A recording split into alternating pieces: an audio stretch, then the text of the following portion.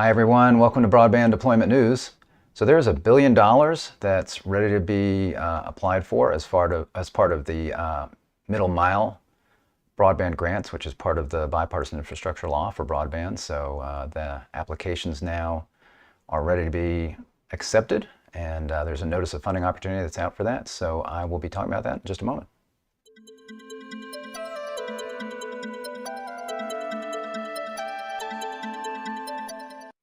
Thanks for joining me. Rick Uzzi here with Z-Quorum. So as I said, the notice of funding opportunities out for the middle mile broadband program, and I was going to walk through that a little bit, just look at some highlights and take you through that. So a lot of it is kind of the same as the BEAD NOFO, the Broadband Equity Access and Deployment Program, and that is specifically really meant for last mile kinds of broadband infrastructure, though not exclusively, as I'll talk about here in a minute.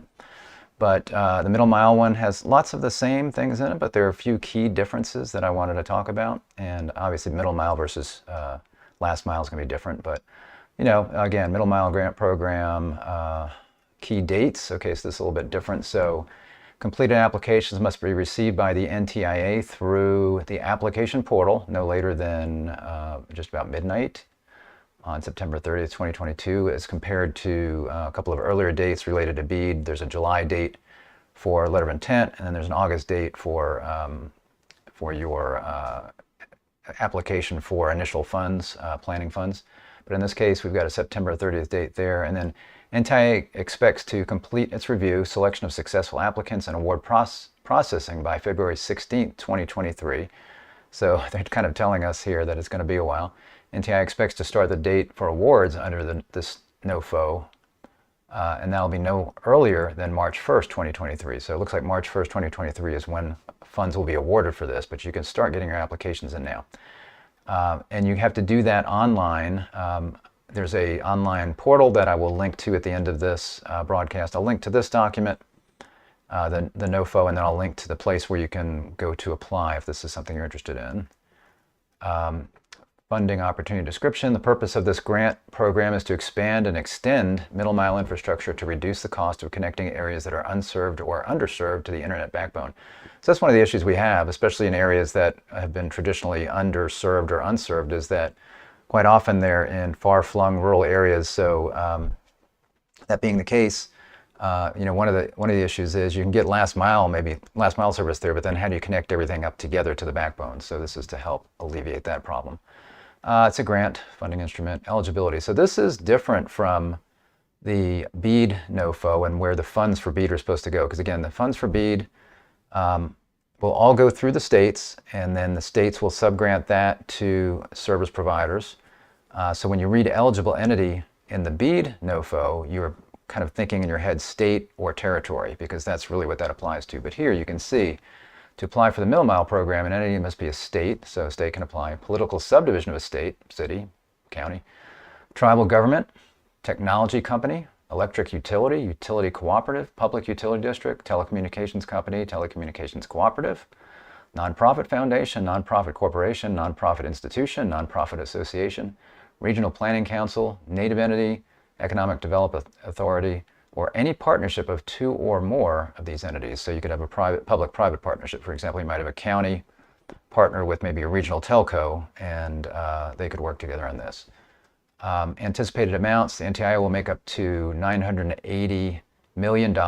We hear $1 billion, but there's some money here that's got to go for running it. So available for federal assistance under the program, $1 million minus 2% set aside to cover NTIA's administrative costs.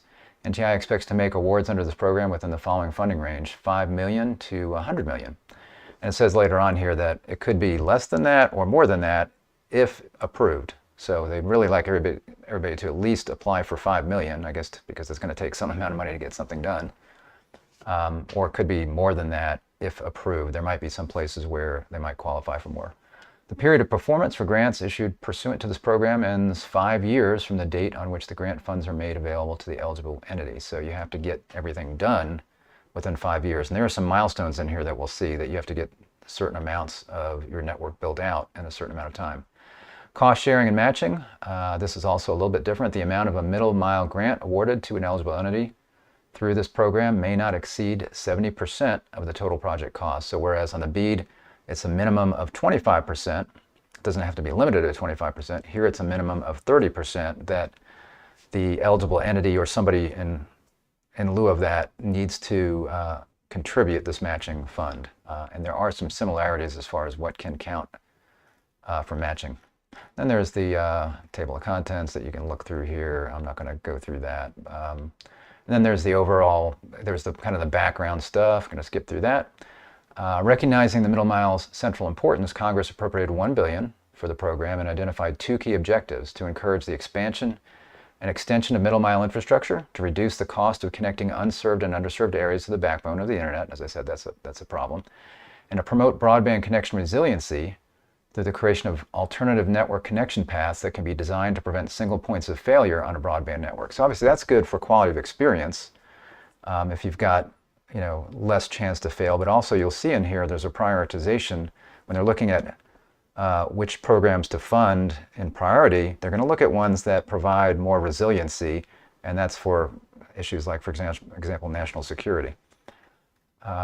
Eligible entity, again, we described what that is. So instead of me, when I was reading through the NOFO for the BEAD, a lot of times I just said states. It was easier to say states. So I'm going to be saying eligible entity here because this can apply to everything from a state all the way down to the service providers or nonprofits, whatever. Interconnect, just some definitions that, obviously some of these things we know about, but interconnect, the term interconnect means the physical linking of 2 networks for the mutual exchange of traffic on non-discriminatory terms and conditions. So that's just talking about maybe 2 middle mile networks connecting up and just agreeing, hey, we're just going to pass traffic back and forth between each other. Middle mile infrastructure. The term middle mile infrastructure means any broadband infrastructure that does not connect directly to an end user location, including an anchor institution, and includes, well, let me stop there. So one thing we'll see here is that in the BEAD program, while that is really meant for last mile connectivity to the end user, the BEAD program actually allows for can be applied to middle mile funds. I'll talk about that here in a minute, but this is limited. You cannot connect up end users using middle mile infrastructure. Includes leased dark fiber, interoffice transport, backhaul, carrier-neutral internet exchange facilities, carrier-neutral submarine cable landing stations, undersea cables, transport connectivity to data centers, special access transport, and other similar services. And 2, wired or private wireless broadband infrastructure, including microwave capacity, radio tower access, and other services or infrastructure for a private wireless broadband network, such as towers, fiber, and microwave links. And again, all this wireless stuff is talking about maybe point-to-point wireless links that would be your middle mile backbone infrastructure. So again, that's not connecting up end users to fixed wireless internet. This is talking about a wireless internet backbone. A few more definitions in here. Underserved and unserved, pretty much the same thing here. It does mention that, because we're not talking about an unserved and underserved definition in BEAD. We're talking about anywhere from an area to even just a single home or business could be unserved or underserved. Here we're talking about something that's size not larger than a census block. It's not an unserved area. We're talking about underserved right now, so it's not an unserved area. So if it's underserved, they're not counting unserved, which would be a subset really of underserved if you looked at the speeds. But they're saying basically, the same speeds as in the BEAD. You got 100 megabits per second down and 20 megabits per second up. If it's below that, it's considered underserved. Unless it's really below that, then it would be unserved. Or 2, minimum download and upload speeds established as benchmarks by the Commission for purposes of the Act after the date of enactment of the Act, if those minimum speeds are higher than the minimum speeds required under I. That I don't remember seeing this in BEAD. I got to go back and look and see if that was in there, because how I read this is it's 100 by 20, unless the FCC comes out in a year and a half and says that broadband is now 100 by 100. Then maybe this would go up and it'd have to be 100 by 100, or maybe at some point they'll say, hey, half a gig. So this could be a moving target, and it does make sense. I mean, we're saying, I guess, at some point during the time that these funds are being distributed, that the requirements as far as what would make unserved or unserved may go up.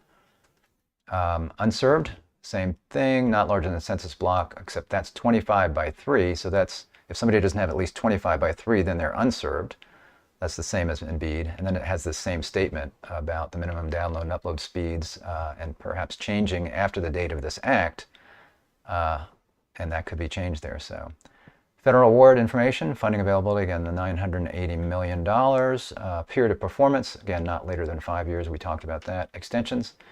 At the request of an eligible entity, the Assistant Secretary may extend the build-out deadline by not more than 1 year. And they've got different circumstances why that might be considered. And if you consider the, one might certainly be supply chain issues if people are having a hard time getting a hold of fiber, for example, and that delays them a year, then maybe they can get extended a year. Reversion of funds, similar to in BEAD, NTIA will make any grant funds not expended by the eligible entity by the end of the performance period available to other eligible entities, so use it or lose it. And you'd certainly hate to put a lot of investment in, but then stop in the middle and lose that, and then you're going to lose the additional funds that you might have gotten. Treatment of unallocated funds, there's some information about that. Type of funding instruments, a grant.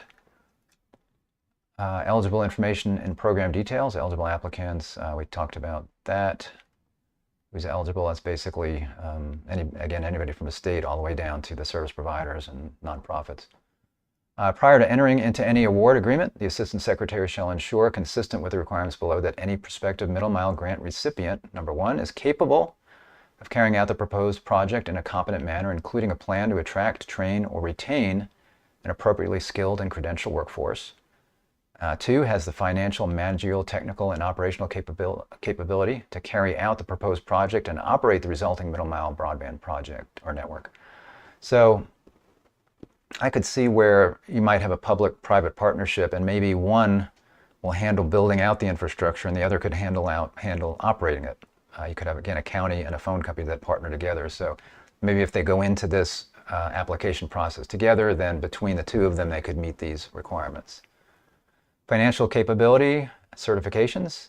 Each applicant must supply a certification from an officer-level employee or individual comparable rank, attesting that it's financially qualified to meet the obligations associated with the project, that they will have available funds for all project costs that exceed the amount of the grant. So again, they're going to have to establish that here's how much all of this is going to cost, and they can get no more than 70% of that.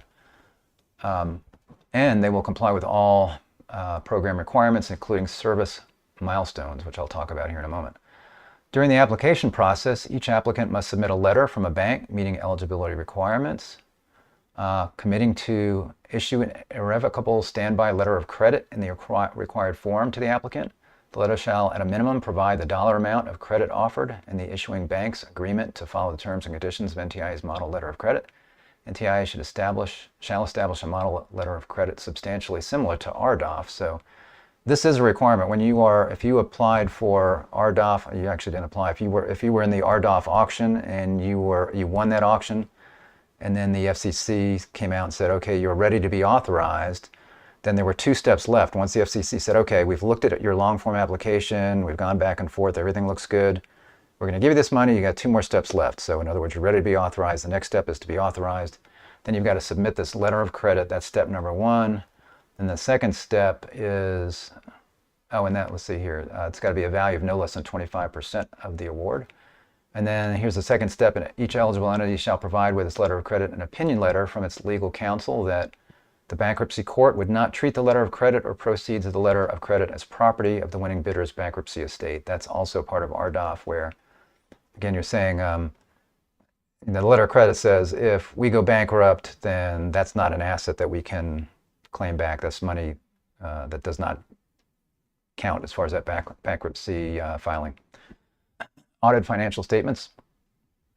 Very similar again to RDOF here, I know. Each applicant shall submit financial statements from the 3 prior fiscal years that are audited by an independent certified public accountant. In lieu of submitting audited financial statements, it must submit audited financial statements from the 3 prior fiscal years and certify that it will provide financial statements from the 3 prior fiscal years that are audited by an independent certified public accountant by an NTIA specified deadline. So you've got to make sure, they want to make sure that everybody's financially capable of doing this. Managerial capability. Applicants shall submit to the Assistant Secretary 1-page resumes for all key management personnel and all key personnel subcontractors or other entities that will play substantial roles in building, managing, or operating the middle mile network. In addition, any necessary organizational charts detailing all of its parent companies, subsidiaries, and affiliates. Also, a narrative describing the applicant's readiness to manage a middle mile broadband program. So you basically got to prove to them that the folks that you're going to have working on this, as far as feet on the street as well as managerial capabilities, are going to be up to par here. So technical capability, same thing. Each applicant must certify that it is technically qualified to complete and operate the proposed project, that is capable of carrying out the funded activities in a competent manner, including that it will use an appropriately skilled and credentialed workforce. So that's part of another section down here. Compliance with laws. They want to make sure that, obviously your program applies with any federal, state, and local laws. Operational capability. Each applicant must supply a certification from an officer-level employee or comparable rank attesting to the applicant's operational capability to complete and operate the proposed project. If applicable, the applicant must submit a certification from an officer-level employee or individual of comparable rank that it has operated a middle mile broadband network for at least 2 years, or that it is a wholly owned subsidiary of such an entity, and must specify the number of years the applicant or its parent company has been operating. And again, I think possibly a public-private partnership that applies together. If this would be difficult, having 2 years of experience for some entities. For example, let's take an electric co-op. They could be doing, they could have electricity kind of networks, those kinds of things, but maybe they've not managed a middle mile broadband network, but they partner with somebody who does. So the two of those could partner and have that experience. If the applicant has provided a voice and/or broadband service, it must certify that it has timely filed Commission Form 477 and the Broadband Data Act submission, if applicable. So this is saying that this just seems kind of like a tie-in that says, hey, if you're a broadband provider also, then you need to make sure that you are participating in the Broadband Data Act and submitting all of your information. Now, that means that you in the past would have been filing a 477, but also that you would be, once it is open on June 1st, that you would be deploying, I think it's June 1st, not June 30th. Yeah, I think it's June 1st to September 30th, the broadband fabric. So you've got, the FCC has put their fabric out. They've put the preliminary fabric out now. The production fabric's going to be out in June. And every single wireline provider of broadband, if you're providing broadband service today, you're going to have to upload data in a format or a form that the FCC can take down to each location. There are location IDs that you're going to have to work with, not just a street address, that says, hey, I provide broadband in this area and I have this speed, or you don't provide it in the area, that kind of thing. So that is going to be a requirement even for this, that you make sure that you're submitting that if applicable. If the applicant has operated only an electric transmission or distribution service, it must submit qualified operating or financial reports that it has filed with the relevant financial institution for the relevant time period, along with a certification that the submission is a true and accurate copy of the reports that were provided to the relevant financial institution. I don't know exactly what that's saying, but you can read it there. Ownership, cost sharing or matching. So again, there's a 70% amount that you can get, 30% match. The amount of middle mile grant may not exceed 70% of the total project cost. Matching funds, and this is similar if not exactly the same as BEAD. Matching funds may be in the form of either cash or in-kind contributions. One thing slightly different, I think, here. Non-cash donations of property, goods, or services which benefit a federally assisted project. Could include employee or volunteer services, equipment, supplies, indirect costs, computer hardware and software, and use of facilities. In the broadband context, in-kind contributions could include, consistent with federal cost principles, access to rights of way, pole attachments, conduits, easements, or access to other types of infrastructure. That's the same as in BEAD.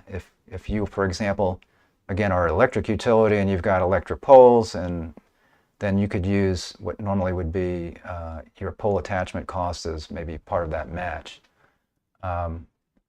Now, this is interesting here. It's important to note that federal funds may not be used as non-federal match except as expressly provided by federal statute. So this does not mention, at least I didn't see it, I looked through here, this does not mention that you can use, for example, ARPA funds or what else was there? The Consolidated Appropriations Act, some of the coronavirus kind of bills that were passed at the end. In BEAD, you can actually, if a state has some of those funds that they've not applied, they could use that as matching funds. For example, they could help a service provider in an area and they could give them that 25% or part of that 25% of matching funds, or some that might more likely do it with maybe a nonprofit or something like that. This doesn't say that, so maybe that's not allowed in here. Build out benchmarks. An eligible entity that receives a middle mile grant shall demonstrate to the, these are the benchmarks, so this is important, shall demonstrate that to the satisfaction of the Assistant Secretary that has completed the build out of 40% of project miles by the end of the second year after the award date, 60% of miles by the end of the third year, and 80% by the end of the fourth year, and 100% of the project miles by the end of the fifth year. Completed, lit, and operating. So they're saying, when you say it's completed, that means it's operating. People can connect up. So again, do they extend this, for example, especially let's say in the first couple of years, if there is a year delay on getting fiber, which is going to cause a delay in the project, they could certainly, I guess, extend some of this out where you could get some leeway there. The Assistant Secretary retains the authority to modify build-out benchmarks after consultation with an applicant, imposing more aggressive or less aggressive build-out benchmarks if the nature of or circumstances surrounding the project make it reasonable to do so. For example, the project covers a short distance or can be deployed in large part using existing conduit, or the project will leverage infrastructure slated to be constructed using other federal funds, but the schedule for the deployment of that infrastructure is incompatible with the benchmarks set out above. So 2 examples of how it might be shorter or longer as far as the amount of time on the benchmarks. So they're saying if this is just a short run, you should be able to get all this done in way less than 5 years. So that sounds like they may look at that on a case-by-case basis. Prioritization of application meeting statutory criteria. The program will prioritize applications that meet at least 2 of the following 5 criteria. Fiscally sustainable minimum mile strategies. In other words, they want this to pay for itself. They want to know that if you put this infrastructure up, that you're going to somehow be able to make enough money to keep it running. Non-discriminatory interconnection to terrestrial and wireless last mile broadband providers and any other party making a bona fide request. They want to make sure that this is just completely, in a sense, open access middle mile infrastructure. If somebody wants to connect up, they can. The eligible entity identifies specific terrestrial and wireless last mile broadband providers have expressed written interest in interconnecting with middle mile infrastructure. I didn't highlight this for some reason. Plan to be deployed by the eligible entity and demonstrated substantial business plans or adequate funding sources with respect to such interconnection described in. Okay. The eligible entity has identified supplemental investments or in-kind support. So if you do have in-kind support or other investments, that would help. And number 5, the eligible entity has demonstrated that the middle mile infrastructure will benefit national security interests of the United States and the Department of Defense. So again, it talked about earlier about having this resilient, that this middle mile, one of the goals is to make the internet more resilient in general, and of course for Department of Defense reasons, to make sure that, especially if you're connecting to certain facilities or helping to connect those, anything that you can demonstrate that will benefit national security interests, including resiliency of the internet backbone, would be a reason there. Connections to anchor institutions. Each applicant seeking an award to build middle mile infrastructure using fiber shall certify that the proposed project upon completion will include direct interconnection facilities that will facilitate the provision of broadband service at speeds not less than 1 gig, symmetrical, located to institutions located within 1,000 feet of the middle mile infrastructure. So if you are going to be going down in a city and you're less than 1,000 feet from a library or a police station, something like that, you need to provide a way that they can do a direct interconnection basically to that middle mile infrastructure. It says you may seek, and the Assistant Secretary may grant a waiver of the requirements if that's not technically or economically feasible. Special rules for tribal governments. There's some waivers here, and there's some information on unserved and underserved areas. Fair labor practices. Applicants must have demonstrated a record of plans to be in compliance with federal labor and employment laws where applicable. Record of compliance with federal labor and employment laws. You got to demonstrate that. Certification from an officer, director level employee. Evidence consistent with past compliance, as well as contractors and subcontractors. So not only your own company, but any contractors you're using, you need to be able to get that information from them and put that as part of your application. Disclosure of any times that you violated any laws like this. Written plan for ensuring compliance with federal labor and employment laws. So you need a written plan. There's a lot of information about that. You can see all these bullets here. Lots of stuff that you need to look through. Highly skilled workforce must submit a plan for ensuring that the project workforce will be an appropriately skilled and credentialed workforce, including by the applicant and each of its contractors and subcontractors. And you can tell through here, as you read through here, they're going to prefer union labor. Partly because, I mean, to be honest, this is a Democrat administration, so they have lots of stuff in here as you read through it that is kind of their core things that they're interested in. And one is labor unions, so that's in here. But of course, there's lots of training that goes on in labor unions, so there are some benefits. If the project workforce or any applicants, contractors or subcontractors workforce is not unionized, then they've got some additional things here. I want to make sure that there's certain training that's done. Advancing equitable workforce development and job quality objectives. Applicants must make appropriate investments to develop a skilled, diverse workforce. And there's some information about that that I'm going to scroll through. Lots of stuff in here about that. Climate resilience. So again, the Democrat administration, so they're going, they're putting in the climate stuff in here. So applicants must account not only for current risks, but also for how the frequency, severity, and nature of these extreme events may plausibly evolve as our climate continues to change over the coming decades. So they talk about coastal flooding, extreme winds, fires, those kinds of things. And there's lots of information, again, about that in here that I will let you read on your own. And let's see, civil rights and non-discrimination law compliance. So all of the different Civil Rights Acts. You've got Civil Rights Act, American Disabilities Act, age discrimination, those kinds of things. And again, going through that.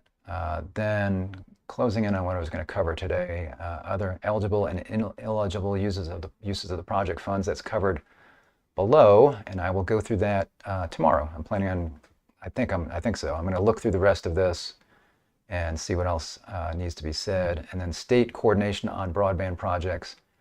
So if you're not state, if you're a service provider, for example, and wanting to apply for these middle mile grants, you need to make sure that you're still in contact with the state and coordinating with them very closely, because again, there is, we want to make sure that these funds are being used appropriately and not duplicated, those kinds of things. So prospective non-state and non-tribal government applicants must, prior to submitting an application, coordinate and consult with the state broadband office or other coordinating body located in the jurisdiction in which the eligible entity proposes to deploy middle mile infrastructure to ensure that the proposal is consistent with the state's broadband plan and priorities. And I was going to also show this because I was talking about the fact that you can, there's $1 billion here, $980 million that are going to be applied to middle mile infrastructure. And that kind of pales in comparison to the $42.45 billion that's in BEAD, right? So, some people look at it and go, well, that's not really that much money to be able to do everything that we need to do. And certainly some states are going to be saying that. States that have got more rural areas, Alaska, Montana, I guess places where that's one of the issues is that you've got areas that are kind of far apart from each other. You've got these little pockets and you need to connect them up.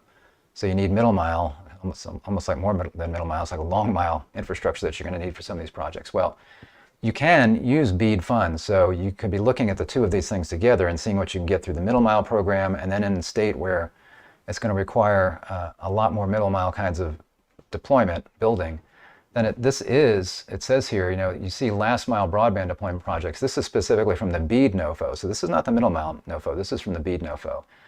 And it says an unserved project or underserved project can be as small as a single unserved or underserved location, respectively. So in other words, it's saying there on BEAD, you can have an unserved project that could be just one home, because they want to make sure that they don't miss any places. But then here, number 2, it says an unserved service project or underserved service project may include middle mile infrastructure in or through any area required to reach interconnection points or otherwise to ensure the technical feasibility of and financial sustainability of a project providing service to an unserved location or underserved location.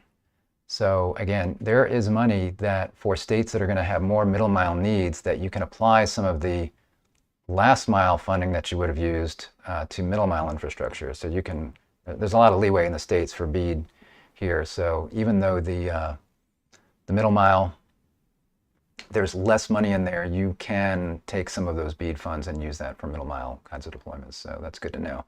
Thanks for joining me. If this was helpful, please give me a like on the video. If you're not subscribed, click the subscribe button on YouTube or in the corner of our video there, and then ring the little bell and you'll be notified when I'm live. So thanks. Again, tomorrow I'm going to go through more of the application kinds of stuff on the middle mile, what you need to do to apply, and those kinds of things as I read through more of that.